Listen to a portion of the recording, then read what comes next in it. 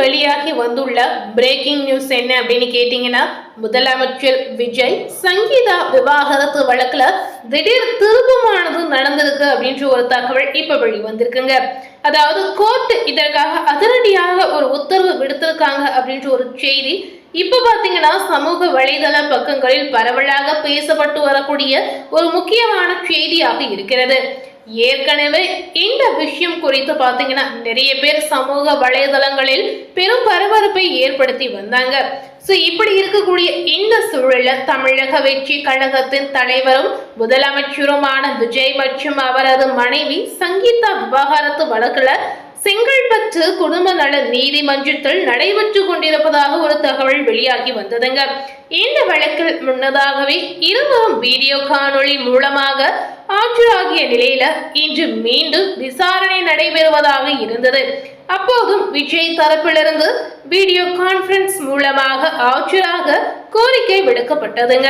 ஆனா அந்த கோரிக்கையை நீதிபதி அதிரடியாக நிராகரித்த நிலையில வழக்கின் விசாரணை ஆகஸ்ட் 7ஆம் தேதிக்கு ஒத்திவைத்ததாக ஒரு புதிய தகவலானது இப்ப வெளிவந்திருக்கு. அதோட பாத்தீங்கன்னா இது தரப்பும் இமெயில் ஐடியை தாக்கல் செய்ய வேண்டும் எனவும் நீதிபதி அவர்கள் அறிவுறுத்தி இருப்பதாகவும் ஒரு தகவல் தெரிவித்து இருக்காங்க. முதல்வர் விஜய் மீது அவரது மனைவி பல்வேறு விதமான குற்றச்சாட்டுகளை முன்வைத்து விவகாரத்தை கேட்டிருந்த நிலையில பின்னர் மனம் மாறி கணவருடன் இணைய முடிவு செய்துள்ளதாக தகவல்கள் பரவிய நிலையில தற்போது விசாரணை ஒத்திவைக்கப்பட்டுள்ளதால் அந்த தகவல் உண்மையில்லை என்றே கூறப்படுகிறது. இந்த விஷயம் பாத்தீங்கன்னா பெரும் பரபரப்பை ஏற்படுத்தியிருக்கு அப்படின்னு சொல்லலாங்க. முதலமைச்சர் விஜய் அவருடைய மனைவி சங்கீதாவுடைய விவகாரத்து விஷயம் பாத்தீங்கன்னா ரொம்ப நாளாவே பேசப்பட்டு வரக்கூடிய ஒரு முக்கியமான விஷயமாக பார்க்கப்படுகிறது.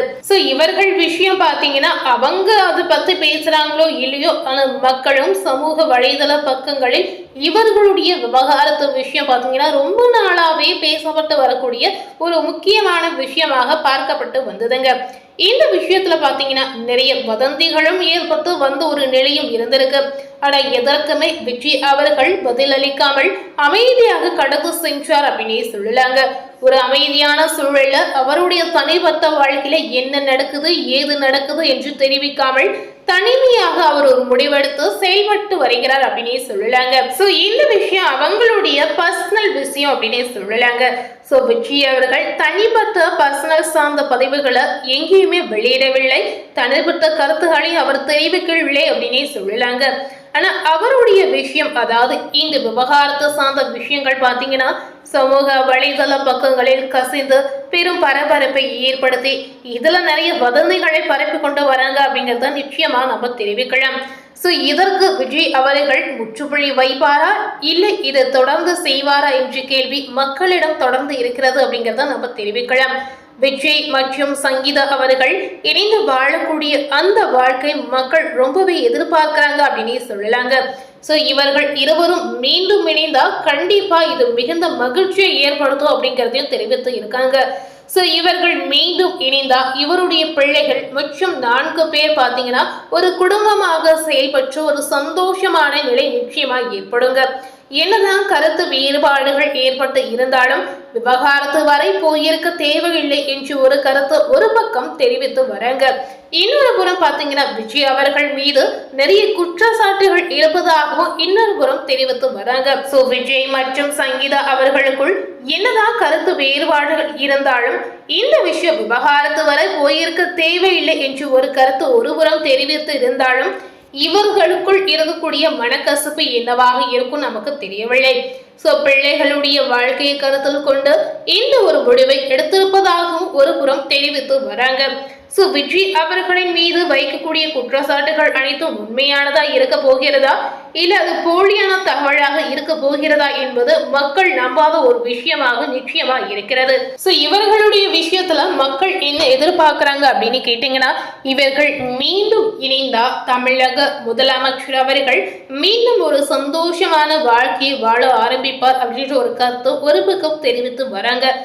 விஜய் அவர்களுக்கு எவ்வளவு மன கஷ்டம் இருந்தாலும் அவர் வெளியே காட்டிக்கவே இல்லைங்க. எவ்வளவு மன வருத்தம் இருக்கும், குடும்பம் ரீதியா எவ்வளவு பிரச்சனைகள் இருக்கும், மனைவி மற்றும் குழந்தைகளை பிரிந்து இருக்கக்கூடிய இந்த நிலை அவருக்கு எவ்வளவு கஷ்டமா இருக்கும் அப்படிங்கறத கண்டிப்பா பேசக்கூடிய ஒரு முக்கியமான விஷயமாகவே பார்க்கப்படுகிறது. அவர் முதலமைச்சராக பதவியேற்ற அந்த சமயத்துல அவருடைய குடும்பம் பக்க பலமாக இல்லாத இந்த காரணமும் அவருக்கு பெரும் மன வருத்தத்தை நிச்சயமா ஏற்படுத்தி இருக்குங்க. ஸோ இந்த தேர்தல் களத்துல இந்த விஷயம் பார்த்தீங்கன்னா அதிகமாக பேசப்பட்ட ஒரு விஷயமாகவே பார்க்கப்படுகிறது. அதாவது இவருடைய பதவி ஏற்பு விழாவில் அனைவரும் எதிர்பார்த்த ஒரு விஷயம் என்ன அப்படின்னு கேட்டீங்கன்னா, விஜய் அவர்களுடைய குடும்பத்தார் அதில் கலந்து கொள்ளக்கூடிய ஒரு வாய்ப்பு இருக்கு அப்படின்னு எதிர்பார்த்து இருந்தாங்க. ஆனால் மக்கள் ஏமாற்றும் விதமாக அந்த ஒரு விஷயம் அன்று நடக்கவே இல்லைங்க. அவருடைய பதவியேற்று விழாவில் விஜய் அவர்களுடைய மனைவியும் அவர்களுடைய பிள்ளைகளும் கலந்து கொள்ளாத இந்த நிலை பார்த்தீங்கன்னா மக்களுக்கு மட்டுமில்லாமல் அவருடைய ரசிகர்களுக்கும் பெரும் அதிர்ச்சியை ஏற்படுத்தி இருக்கு அப்படிங்கறத நிச்சயமா நம்ம தெரிவிக்கலாம். என்னதான் விஜய் அவர்கள் ஒரு முன்னணி நடிகராக இருந்தாலும் தனது இந்த வெற்றி வாய்ப்பின் போது, தனது இந்த பதவி ஏற்பின் போது அவருடைய குடும்பம் பக்கபலமாக இல்லாத இந்த சூழல் பெரும் மனம் வருத்தத்தை, பெரும் கஷ்டத்தை அவருக்கு ஏற்படுத்தி இருக்குங்க. ஆனா அவர் எதையுமே காட்டிக்கொள்ளவில்லைங்க. மக்களுக்காக நான் என்னுடைய பிரச்சனைகள் என்னவாக இருந்தாலும் அது தனிப்பட்ட பிரச்சனை என்று ஒதுக்கி வைத்து மக்களுக்காக இதுவரை செயல்பட்டு வரார் அப்படிங்கறத நிச்சயமா தெரிவித்து வருகிறாங்க. விஜய் அவர்களுடைய பிறந்த நாள் தற்போது வரப்போகிறது. ஸோ அதற்குள்ளே இவர்கள் இருவரும் மீண்டும் இணைந்தால் இந்த விஷயம் பார்த்தீங்கன்னா ரொம்பவே ஒரு மகிழ்ச்சியான விஷயமா அமைந்திருக்கும். ஸோ அடுத்த கட்ட முடிவாக இவங்களுடைய விவாகரத்து சார்ந்த விஷயத்துல என்னென்ன மாற்றங்கள் நடக்க போகிறது, அதாவது மீண்டும் இவர்கள் இருவரும் இணைய போகிறாரா இல்லையா என்ற கேள்வி இன்னமும் ஒரு கேள்வியாகவே இருக்கு அப்படிங்கிறத நம்ம தெரிவிக்கலாம். ஸோ இந்த குடும்ப நல நீதிமன்ற வழக்குல அடுத்த கட்ட முடிவாக என்ன நடக்க போகிறது அப்படிங்கிறது நமக்கு ஆகஸ்ட் 7ஆம் தேதி அன்று நிச்சயமா தெரிய வரும். இவர்கள் மீண்டும் இணையக்கூடிய வாய்ப்பு இருக்கிறதா இல்லையா அப்படிங்கிறத நம்ம கன்ஃபார்ம் அன்னைக்கு தெரிந்து கொள்ளலாங்க. ஸோ விஜய் அவர்களுடைய தனிப்பட்ட வாழ்க்கையில இவ்வளவு பிரச்சனை இருந்தாலும் அவர் மக்களுக்கு இன்றைய அளவும் பார்த்தீங்கன்னா எந்த ஒரு குறையும் வைக்காமல் மக்களுடைய கோரிக்கை ஒவ்வொன்றாக நிறைவேற்றி வருகிறார் அப்படிங்கிறத நிச்சயமா நம்ம தெரிவிக்கலாங்க. ஸோ ஒரு நல்ல அரசியல்வாதியாக, ஒரு நல்ல முதலமைச்சராக, அதாவது தமிழ்நாட்டு மக்களுக்கு அவர் செயல்பட்டு வரார் அப்படிங்கிறதையும் நம்ம தெரிவிக்கலாம். ஸோ இது போன்ற புதிய அப்டேட்டான தகவலை நீங்க தெரிந்து கொள்ளணும் அப்படின்னு நினைத்தீங்கன்னா மறக்காம நம்ம சேனலை சப்ஸ்கிரைப் பண்ணி பக்கத்துல இருக்கக்கூடிய பெல் பட்டனையும் மறக்காம பிரஸ் பண்ணிடுங்க. நீங்க சப்ஸ்கிரைப் பண்ணா மட்டுமே நம்ம சேனல்ல போடக்கூடிய தினசரி அரசியல் சார்ந்த அப்டேட்டான பதிவுகளை நீங்க உடனுக்குடன் பார்த்து தெரிந்து கொள்ள முடியும். நம்ம சேனல்ல ஃபர்ஸ்ட் டைம் பார்க்கக்கூடிய நேயர்களா இருந்தீங்கன்னா நீங்களும் நம்ம சேனலை மறக்காம சப்ஸ்கிரைப் பண்ணி பக்கத்துல இருக்கக்கூடிய பெல் பட்டனையும் மறக்காம பிரஸ் பண்ணிடுங்க. மீண்டும் அடுத்த அப்டேட்டான தகவலை நம்ம சந்திக்கலாம். தேங்க்யூ.